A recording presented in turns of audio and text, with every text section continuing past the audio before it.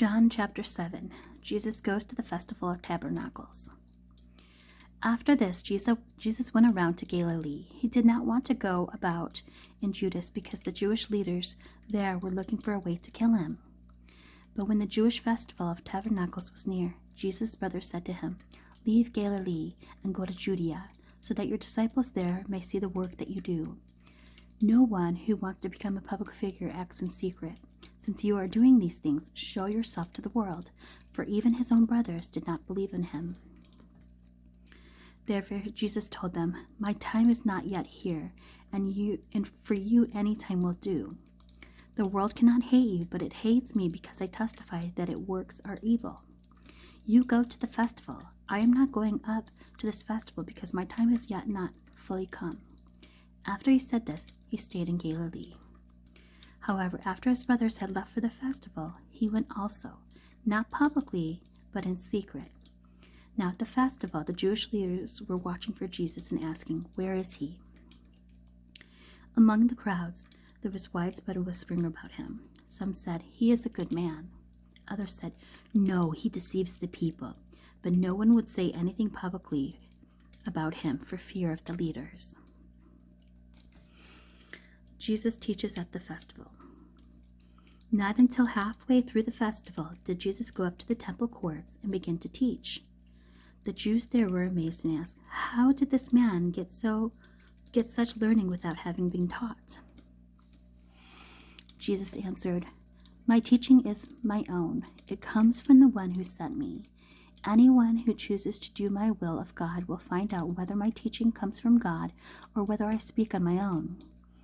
Whoever speaks on their own does so to gain personal glory. But he who seeks the glory of the one who sent him is a man of truth. There is nothing false about him. Has not Moses given you the law? Yet now one of you keeps the law. Why are you trying to kill me?" "You are demon-possessed," the crowd answered. "Who is trying to kill you?"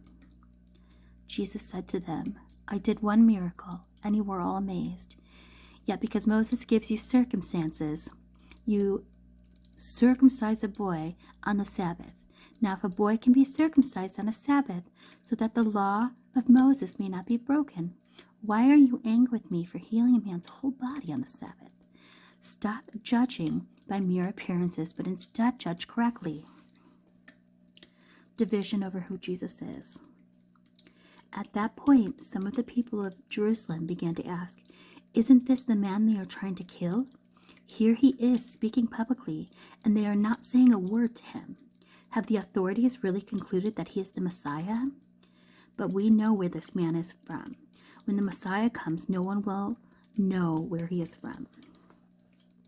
Then Jesus, still teaching in the temple courts, cried out, "Yes, you know me, and you know where I am from. I am not here of my own authority, but he who sent me is true. You do not know him, but I know him, because I am from him and he sent me." As they tried to seize him, but no one laid a hand on him, because his hour has not yet come. Still many in the crowd believed him. They said, "When the Messiah comes, will he perform more signs than this man?"